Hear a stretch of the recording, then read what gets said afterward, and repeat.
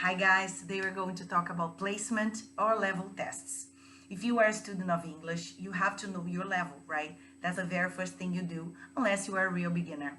So if you are studying in a group, it's important to group you accordingly. So if you are an intermediate student, you'll be studying with intermediate people. If you are a basic student, you'll be studying with basic students, so that you can grow and learn from where you are, right? If you are studying by yourself, it's important to know your level so that you can look for the appropriate materials for your level. And if you are studying with a private teacher, the private teacher needs to know where you are, right, in order to develop a plan for you, a study plan for you. So I'm going to show you the international scale, the most used scale when we need to classify students, right? So it's called the CEFR. It's the European Framework, and it's divided in three basic groups. The basic user, basic students, they are the A students. The B students, they are the independent users, the intermediate students. And the C students, they are the proficient users of the language. What does that mean? Basically, the basic users are the ones that are learning the language, beginning to learn the language. They don't have much vocabulary and they depend on other people, right? They cannot communicate and they can understand very little. The independent users, if you are an independent user, if you communicate with people, you don't have much vocabulary, but you know the structures, you know how to use past, present, future. You are an intermediate student, you know how to communicate. And the proficient users are the ones that have already studied all the structures and they are just brushing up and learning more vocabulary and more advanced structures. So this is the scale we use to classify any student. And it's very important, if you are studying by yourself, to find a good, reliable online test, right? So I'm going to recommend some sites, right? This one is, I love it. It's called usingenglish.com.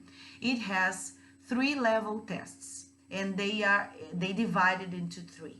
And that's important to find one that divides like that, because then if you know that you are an independent user, you have already studied, let's say, for 1-2 years, or you have already lived abroad and you know how to communicate, you don't waste time, you won't waste time going to the beginner test. So you go to the intermediate test and you start from here. Same thing if you are a beginner, you have just started your studies, you want to know where you are, you should go to the beginner. And if you are an advanced student, you have studied most of the language and structures and verb tenses, so you go to the advanced test. This test is multiple choice, and at the end it gives you the level you are. It's approximate, guys, because the real test, the best way to know your level is to talk to a professional, because sometimes the student knows a lot about grammar and but the student cannot talk, and you need to know how to communicate, right, orally. And the same thing happens with the other way around. The student learned how to communicate, how to talk in real life, living abroad.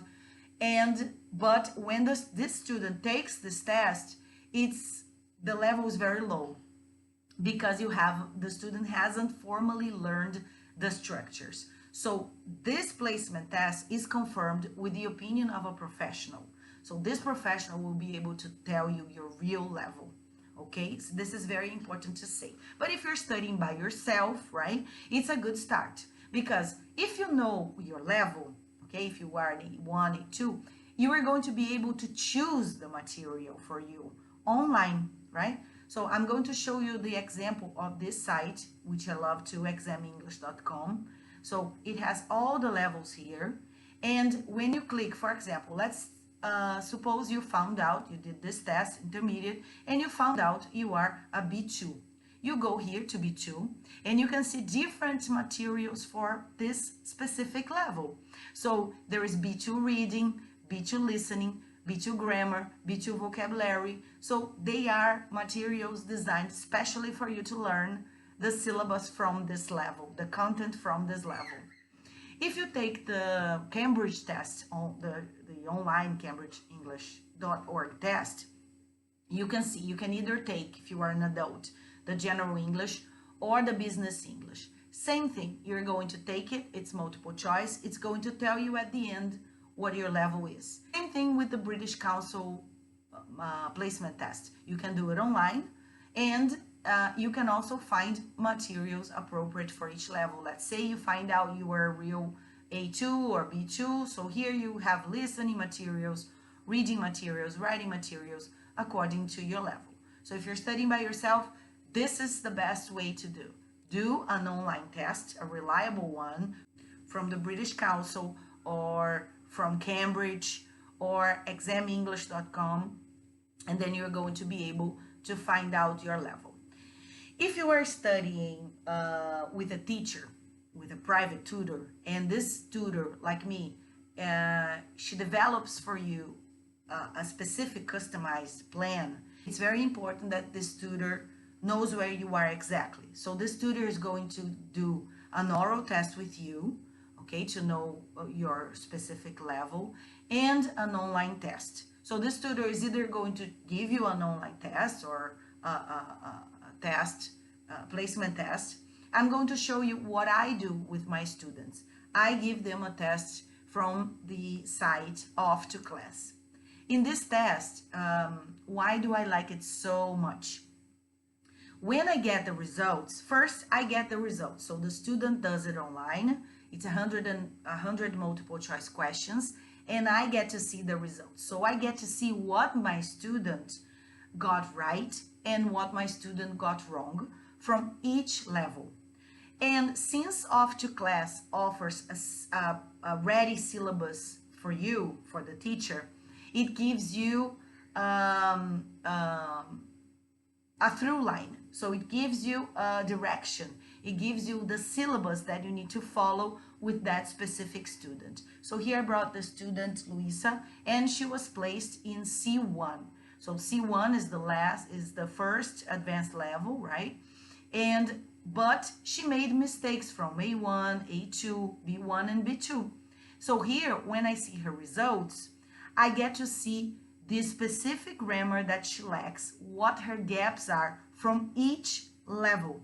So I am able to design a plan for her in terms of linguistic knowledge and also in terms of oral skills, because I am her teacher and I know what she needs to develop orally.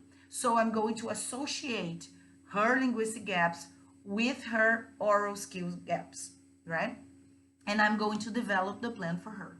So this gives me a direction. And when I click on each of these lessons, I'm directed to the syllabus from the site itself. Besides, if I register Luisa as a student in the site, she can do the homework from the site. They already made homework exercises for each level, and she gets to see all those presentations. So Off to Class is a good solution for private teachers, but it's not very good for the student that is studying by himself. If you are a student studying by yourself, you should take an online test that is going to give you your level. After that, you take that, you memorize that level. Oh, I am a B2. So you go straight to Google and you start looking for materials for B2. Every time you type on Google B2 materials ESL, you will find more and more exercises. Be careful with your sources. Choose exercises that are appropriate for your level, so they should be from that level or lower. If you are a B2, you should look for A1, A2, B1 level material. And start working on these exercises so that you can improve your English knowledge and your level. So I hope you liked the video. If you have any questions, leave it on the comments. Don't forget to like it and to click to subscribe. See you next time. Bye-bye.